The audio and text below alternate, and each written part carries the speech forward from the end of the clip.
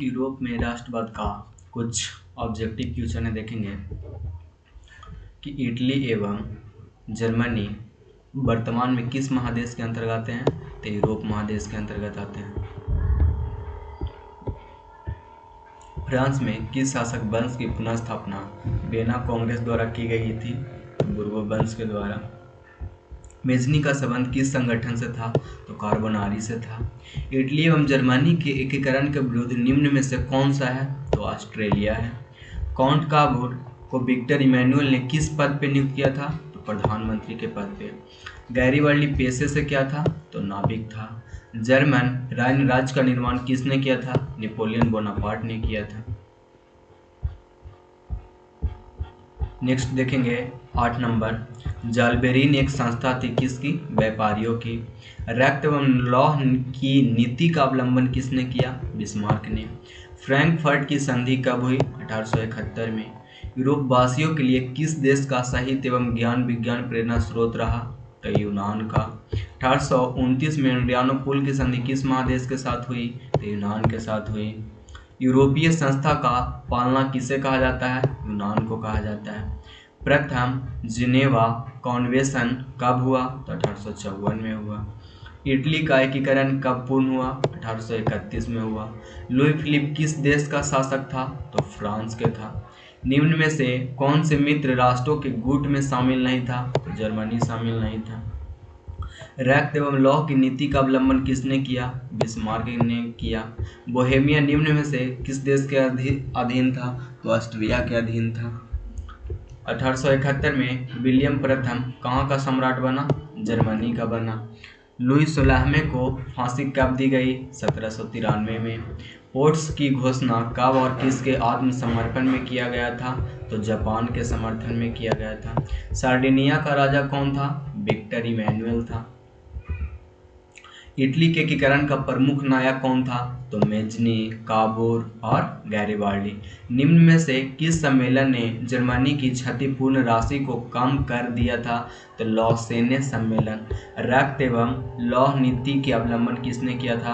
तो बिस्मार्क ने। निम्न में से किसके योगदान से इटली का एकीकरण पूर्ण हुआ? तो विक्टर इमैनुअल। हिंगेल किस देश का दार्शनिक था? तो जर्मनी का था। जर्मन राइन राज्य का निर्माण किसने किया था? नेपोलियन बोनापार्ट ने किया था। वियना कांग्रेस का मुख्य उद्देश्य क्या था? राजतंत्रों को पुनः स्थापित करना। फ्रांसीसी क्रांति कब हुई थी? तो 1789 में हुई थी। मेजनी का संबंध किस संगठन से था? तो कार्बोनारी से था। राष्ट्रीय आंदोलन का केंद्र जेना विश्वविद्यालय कहाँ है? तो जर्मनी में है। कोसुद का संबंध किस देश से था? तो हंगरी से है। 1871 में कौन सी संधि हुई थी? तो फ्रैंकफर्ट की संधि हुई। 1830 की क्रांति के बाद फ्रांस में किस प्रकार का शासन अस्तित्व किया गया था? तो यहाँ पे देखेंगे इसका आंसर कहाँ किया गया था? तो गणराज्य। जर्मनी के एकीकरण के लिए कौन उत्तरदायी था? तो बिस्मार्क था। फ्रैंकफर्ट की संधि किस वर्ष हुई थी? तो 1871 में हुई थी। इटली के एकीकरण में निम्न में से किसका संबंध नहीं था? तो बिस्मार्क का नहीं था। इटली और जर्मनी के एकीकरण के विरुद्ध निम्न में से कौन था? तो ऑस्ट्रेलिया था। जर्मनी के एकीकरण का प्रमुख वास्तुकार कौन था? तो बिस्मार्क था। फ्रैंकफर्ट की संधि पर हस्ताक्षर कब हुई? तो 1871 में हुई थी। काउंट काबूर को विक्टर इमैनुअल ने किस पद पे नियुक्त किया था? तो प्रधानमंत्री के पद पे। रक्त एवं लौह की नीति का अवलंबन किसने किया था? बिस्मार्क ने। यूरोप का मरीज किसे कहा जाता है? तुर्की को कहा जाता है। यंग यूरोप की संस्थापक कौन था? तो मेजनी था। टीपू सुल्तान शासक थे कहाँ के? तो मैसूर के। किस युद्ध के बाद जर्मनी का एकीकरण हुआ? फ्रेको एशिया। गैरीबाल्डी पेशे से क्या था? तो एक नाविक था। जर्मन राज्य का निर्माण किसने किया था?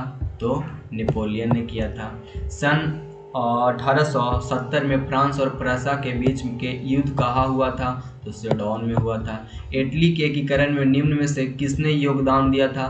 तो मेजनी, गैरीबाल्डी और काउंट काबूर।